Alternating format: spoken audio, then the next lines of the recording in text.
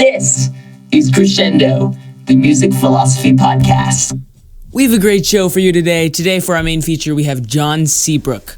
John Seabrook is a reporter for The New Yorker, and he recently published a book called The Song Machine, which I think is brilliant. I read it. I actually read the whole thing, and I loved, for fun. It wasn't for fun when I, originally got the book. I was researching something, but I was totally sucked in. Such a great book. The Song Machine by John Seabrook. You should go check that out. Today, we have him as for an interview. Along with that, we also have Underruns by Lumi. That was posted on Delta Sigma Records. You can check that out in the links in SoundCloud. And that is about it. Get ready for... So what I decided to do this week was I'm going to give you snippets of the song, that the featured song throughout the episode. So you'll hear it split up. But here's a little sneak peek of Underruns, and we'll get right into John Seabrook.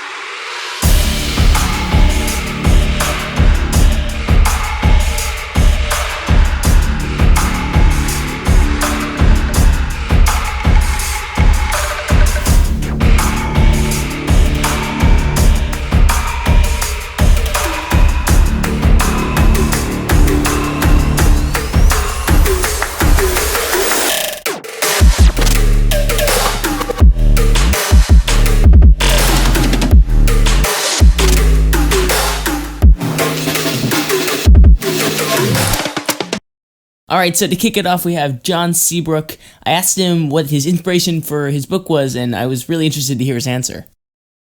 Usually the best songs seem to take the least amount of time to actually write. They as though they were written already. They come to the composers, and that process. That was my inspiration. Really, is trying to kind of capture that and explore it and try to figure out, kind of where it comes from. Yeah, and what I love about the Song Machine, and I think that it may be because you're a reporter too, but I love that it's kind of neutral. Like the whole thing, I love how it's just describing the process of events. So I got totally wondering what side you were on of that, So after writing the book, what side do you think you're on? Do you listen to pop music in your free time? I do. I don't listen to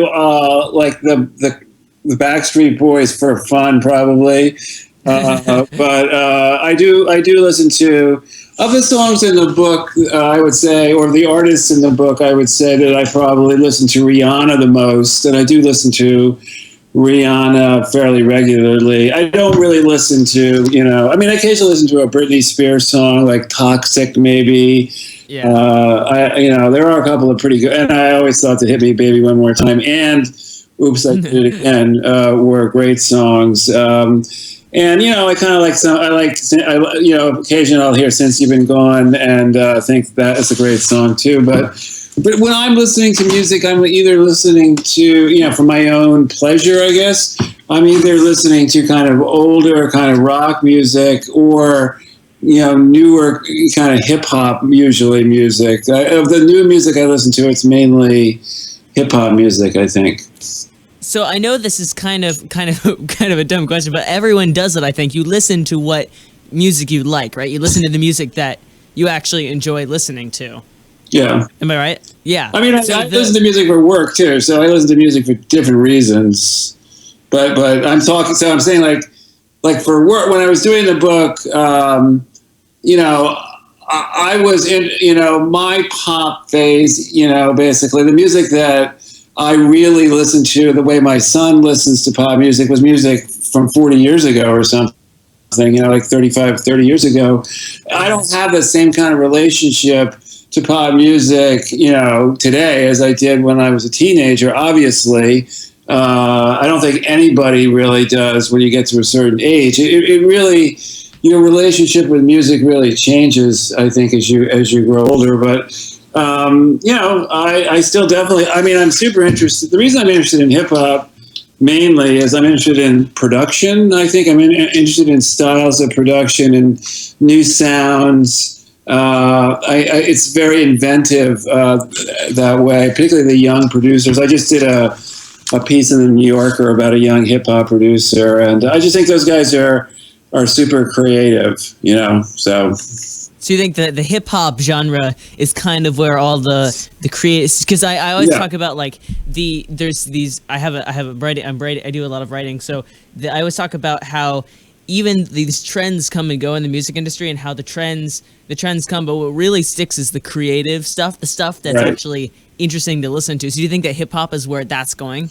Well, here's the thing, Isaac. It's like pop music has always been a highly sort of artificial, commercial genre. Right. I mean, it's always been made. There was a period where there were singer-songwriters who created massive hits and didn't really do it with the help of record companies that much. And that was like the 60s and the 70s. But before that, and now after that, basically hit songs, like big top 40 hit songs are, manufactured songs in one way or the other. And so I think, if there's a change in today, it's that those kinds of songs seem to be more prevalent in just the general kind of listening experience of an average person.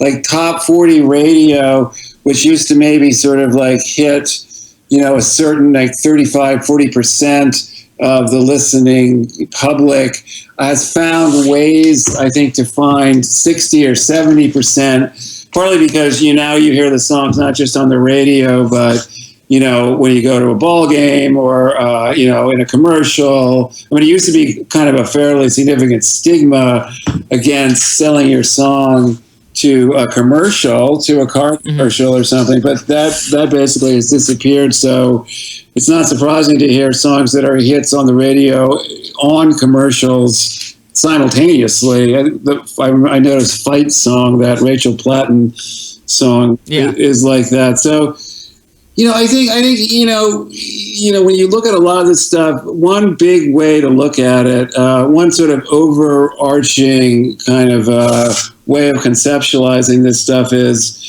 there was this, singer-songwriter period in the 60s, 70s, which was a very unusual, remarkable, unprecedented, and maybe will never happen again, time in the music business where, there were all these, suddenly there was all these artists that were out there that were producing amazing stuff, and record men really just had to go out and find them, and then promote it. Yeah, promote it. But it was like the idea is that they're out there and you can go out to festivals and clubs and find them and then figure. And I think the big change is now a lot of people feel like, why go out to club? You're not going to find the kind of talent that you did find back. There was that time when that worked, but now it makes more sense to kind of build the talent up from scratch and not worry too much about finding like the greatest artist, the person with the 5-octave range that, you hear in a club that just blows you away, but rather find a person like Ariana Grande or, Kelly Clarkson to a certain extent, like people who are willing to kind of like work hard and get better and do what they're told. And that seems to be the paradigm that we're in now. And it's about as far from Joni Mitchell and Neil Young, and that kind of idea as you can get. But I feel like that's where we are now.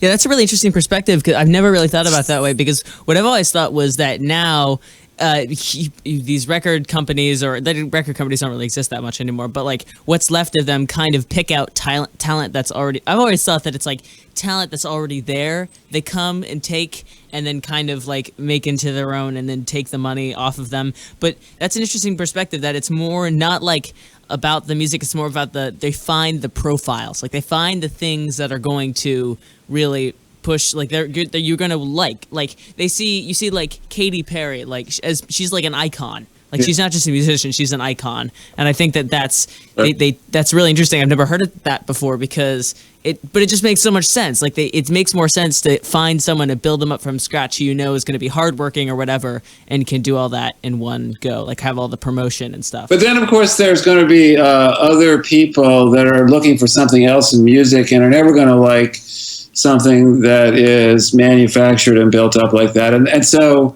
Then they turn to, nowadays, I guess, to hip hop, because hip hop seems like the farthest away from that manufactured process, where you have, guys that are coming up from the street that are making their own mixtapes, totally outside of the music business. That are very edgy, that are saying things that would drive any parent crazy, talking about drugs and hoes and bitches, and they're pushing the envelope in the way that rock once pushed the envelope, and so you're always going to have that too, and it's a little bit of a symbiotic relationship where you go to the pop thing and it's sweet and catchy, but then you get like sick of it after a while, and then you kind of listen to Young Thug or whatever,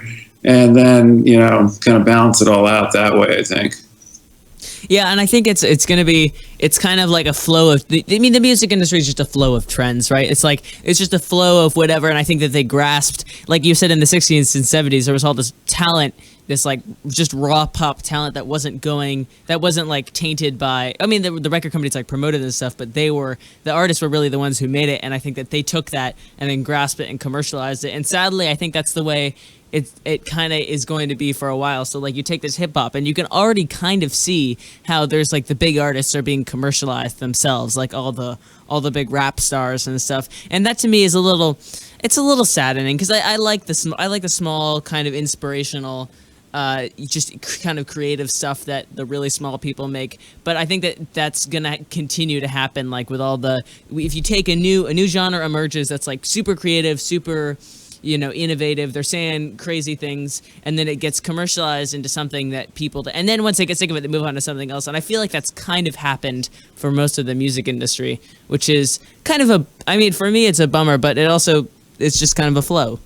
Yeah, that happens. That always happens. You're right. It's just inevitable. And, most people who are in the music business, whatever they say, they really want to create a hit. Like everybody really, no matter who you are, that's not a feeling that's just confined to the pop world. Like, at any level, anywhere you are, you want a hit, whether you want the money or you just want the attention or the number of people listening to your song. And so there is that impulse to commercialize, like that everybody kind of shares. And, the real artists are the ones that are able to kind of navigate that and stay true to their own voice and keep coming out with interesting albums. But when you think about how many, how few and far between those kind of artists are, you realize that, there is a ton of commercial pressure in the music business for sure. Absolutely. What do you think we can do as a culture to improve that, to make it so that artists are going to be like, how can we make it so that artists receive the money, like to staying true to their, it's such an impossible, it seems like an impossible goal, but I wonder if there's a way to somehow get artists money based on how much what their originality is. Like if we can create like a crowdfunding thing, I don't know. Well, that seems like the most logical conclusion to me. Well, that's kind of the idea that, was used to sell streaming services to artists. Just that finally they would be rewarded.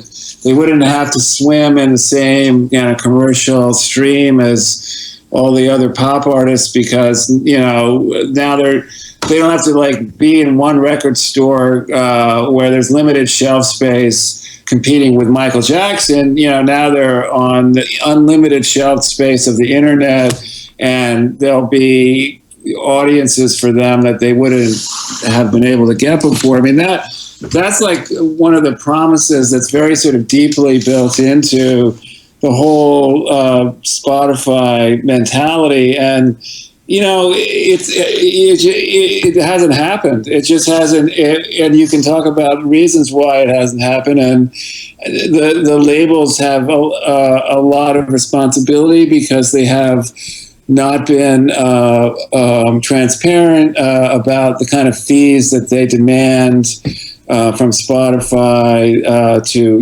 give to license their artists, and also for some reason the move to the internet, instead of kind of spreading the wealth around in the kind of middle class of artists that were struggling before, it seems like, at least so far, it's concentrated even more money at the top. And I think you can talk about that too, and why. And I think part of the reason is that the whole shift to social media, I think, has tended to promote a hit mentality, because people need something to talk about, and you don't know a lot of the people that you're friends with on social media, and so you have a limited number of shared interests, and I think people tend to talk about like that Drake video or that Ariana Grande song, or whatever the thing that you have in common is, and I think that does tend to promote this hit driven mentality. And I think the third thing, or the second thing, whatever that I would add there, is that streaming has favored certain genres of music over other genres, and it's kind of favored hip hop and EDM, which were genres that were not particularly commercial in a record selling climate. Like hip hop records never really sold that much, like compared to rock albums, because hip hop guys weren't necessarily thinking of albums. I think the mixtape is a much more sort of hip hop friendly medium than an album. But when you get into streaming, it's the hip hop guys, and again, and also it's the same applies to EDM. I mean, people didn't really buy like an EDM album, but it's certainly great to stream EDM at a party or something. And so I think that's another thing that maybe wasn't anticipated, is like the musicians who are doing really well in the rock genre haven't done as well in the streaming world as some of the other, like the hip hop guys.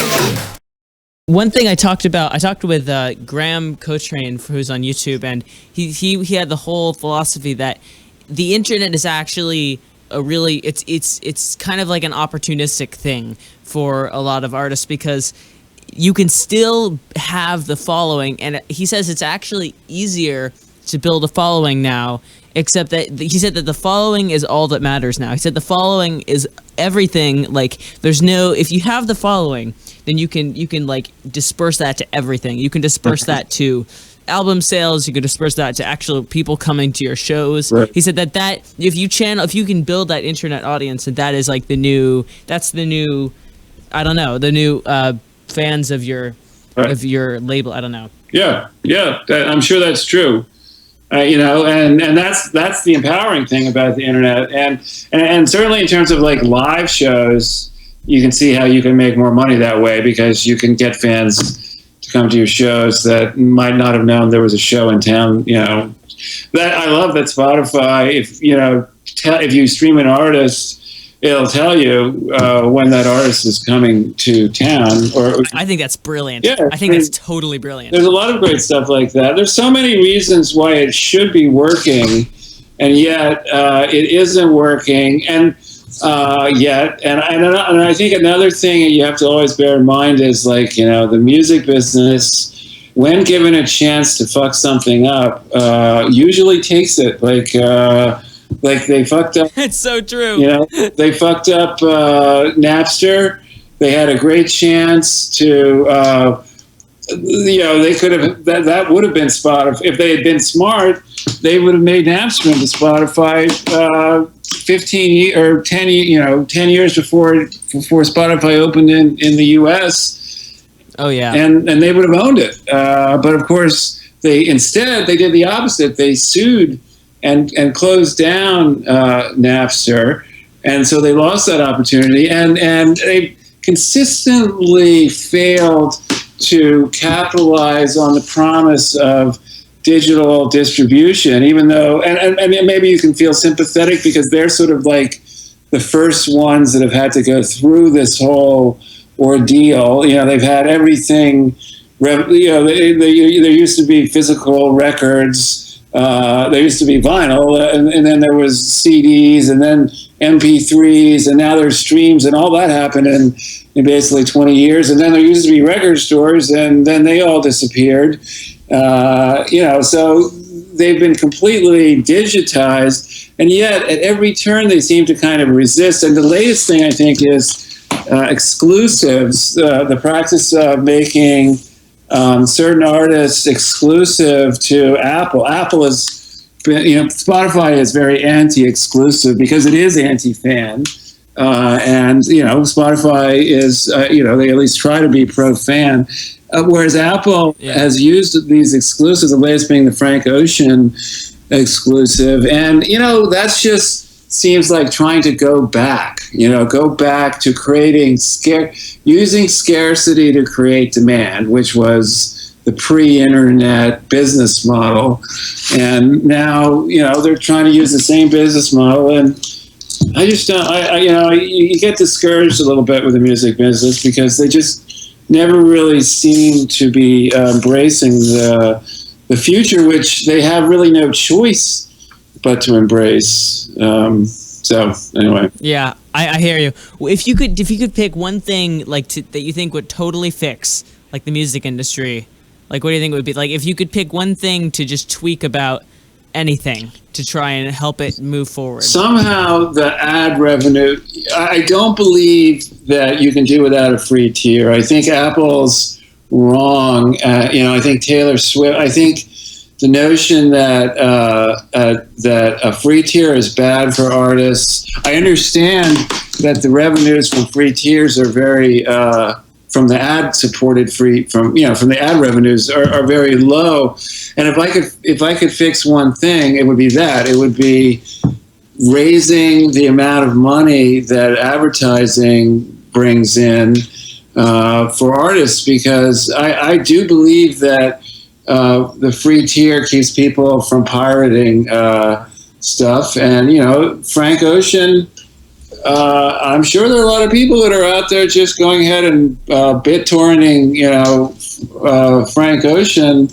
I don't know why he's doing this, but at any rate, that's the problem, is that YouTube, and it's YouTube more than anything else, because YouTube is by far the largest streaming site in the world.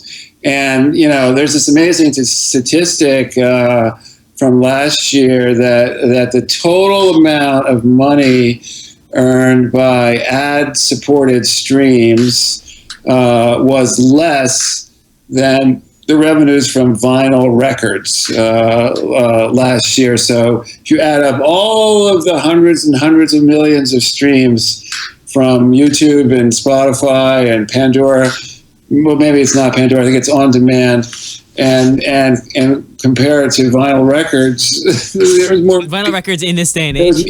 Today. There's That's more amazing. money generated by vinyl records in 2015 than I believe that, though. I totally believe it. Yeah, so that's what you need to fix right there. That's the problem. See, and actually, I heard about this article that was talking about how what's his name, who the inventor of the internet? What's his name? Coming to me. The British guy. Yeah. Yeah, Tim Berners-Lee. Yeah, maybe. Anyway, He was saying that one of the big things that he and a bunch of other internet like co-founders are trying to fix is the first thing was kind of small. It was that it's all local server clusters, so that if theoretically the government could still shut down the entire internet if they, like in the U.S. if they wanted to. They're trying to fix that by like making backup servers everywhere, so that if the government tries to shut down anything, it's always going to fall back onto another server, so that the internet is like an endless thing that could never be defeated. But the other thing they were trying to fix was the whole business model with the internet, and they were trying to fix how like the whole internet is ad powered, and that's just not a good thing. There's like no revenue being made except for like all the revenue that's going to Google from all their AdWords and clicks and stuff. But there's like pretty much no money being made to support everything that's happening, except for the massive sites that have enough people to like actually generate some serious ad revenue. And that's one of the things they're trying to fix, because it's just such a big issue that this whole business model for such a massive amount of people is just this messed up. Well, digital advertising is a whole can of worms that kind of goes beyond even the music business. I mean, in my business, we talk a lot about it too. And again, it's just like it's supposed to bring in more money than it does. And I think, it's in so many places with the internet, with it, when you shift from, sort of a pre-internet way of doing things to an internet way of doing things, one thing that happens is the costs get cut, like fees, and this is very true in my world. Like the amount of work, the amount of money a freelancer would get paid for an article is way more than the amount of money that a freelancer is going to get paid for an online article. It's just and why is the online article somehow less valuable than? No, it's just because they can. It's like all these bosses and all these people that were in charge of this, making this transition, changing the contracts and rewriting and how much a songwriter makes on the radio versus how much a songwriter makes on Pandora, or how much a writer gets from Vanity Fair versus VanityFair.com, or in other businesses, and in almost every case, you see that there's been this kind of massive reduction, not only in costs, but and the costs are in the fees that people get paid to make stuff, and that seems to be happening in the music business too. It's just and in the advertising business, it's like there aren't the budgets for these big shoots, because now you can just sort of like buy an ad from Google and it's cheap, and they supposedly target the right people, and all that stuff. And so there isn't the money, or maybe the money is being made in other places, or by the bosses, maybe, I don't know, but it's not what it used to be. Yeah, I'm with you. So I actually wanted to talk to you, one more thing before we go, is that I wanted to talk to you about EDM. EDM is so fascinating to me, and I focus on it a lot in this podcast because it's just so bizarre that something so like was once so obscure is now so ridiculously mainstream. It's probably the most mainstream of any genre. So I was curious to hear your opinions on it. Yeah, I feel the same way. I'm fascinated by how EDM has evolved in the last 5-7 years and where it's going. I actually think that it will be absorbed into kind of hip hop. I feel, if you like to make a prediction, I think that there's going to be kind of a new kind of pop music that's going to be edgier, and it's going to break away from this kind of mainstream stuff that, Max Martin and, the Ariana Grandes and the sort of Taylor Swifts of the world. And it's going to be some kind of a hybrid of pop and hip hop. And I think EM is going to be kind of absorbed into it. I think the hip hop producers who are coming up now are much more comfortable with an EDM style of production, and not with like just a sample based totally production that their earlier generation is. And I think that's really going to create this kind of hybrid of EDM and hip hop, and maybe it's going to be called EDM or hip hop. It won't be called EDM. I think it's more likely to be called hip hop, but I don't know. I don't see like a long future for EDM as a standalone. I hear you. Yeah. Genre. I feel like it's a hybrid genre. So yeah, my prediction about EDM has always been that the EDM actually touring industry of EDM is going to collapse in like within 5 years. It's going to be it's going to be gone. It's just that's such a probably true. crazy bubble that's going to pop at some point. But I'm with you that like it seems like every genre has kind of already you see signs of it like showing up everywhere, like because it's so mainstream now that all these genres are taking that, like they're trying to just add a touch of mainstream to whatever they're doing. So like you can hear that with, like you're saying, you can hear it in hip hop, you can hear it in pop, like that. Yeah. This pop music is mostly EDM now, kind of, or it's like there's some elements to it that are EDM, and I hear it in surprising places. Like I hear it in like rock. I'll hear some stuff, and I'm like, that's not rock, Really? But it's I agree, and I think that kind of was that talent is what's kind of gonna disperse around everyone, and I think I'm really excited for it actually, because I think that mainstream EDM is getting a little boring, and I'm looking forward to hearing like fusions with other genres and stuff. No, I think this whole like kind of like this. Future, Young Thug, a lot of the Atlanta younger rappers and producers out of Atlanta, this guy Mike Will Made It, who I wrote about, all seem like they're very steeped in EDM, and almost as much like EDM as it does hip hop to me sometimes. So yeah, I think that's an interesting and really, really fantastically hopeful area for the future of pop music. Yeah. Awesome. Well, thank you so much for joining us today. All right, Isaac. Nice. It was awesome talking to you. Yeah, send me the podcast when you put it up.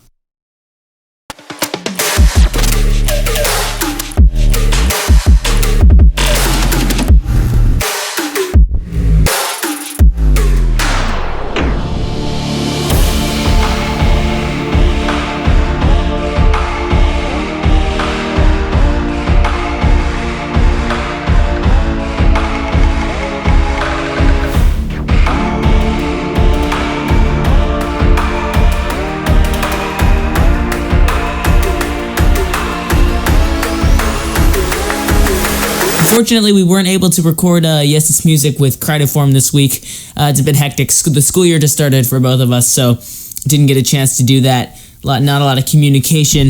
In fact, it's so hectic that I'm recording this on the floor of my bedroom, not in my soundproof studio like I usually do. So I apologize if it doesn't sound good. You can subscribe, you can comment on SoundCloud, you can subscribe on iTunes. Thank you so much for listening to Crescendo Podcast. And here is you can buy John Seabrook's book on I don't know, wherever you buy books, Amazon. You can get an ebook. It's great. It's called The Song Machine. It's really good. I read it for fun because I loved it so much. You can listen to Underruns by Lumi, released on Delta Sigma Records on SoundCloud. All of these links will be in the description in SoundCloud.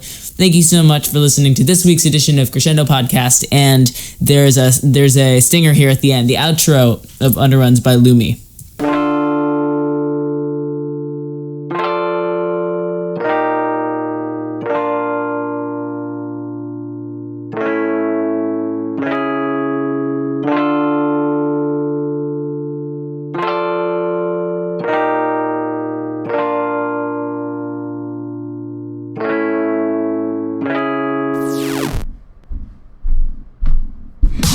Fuck!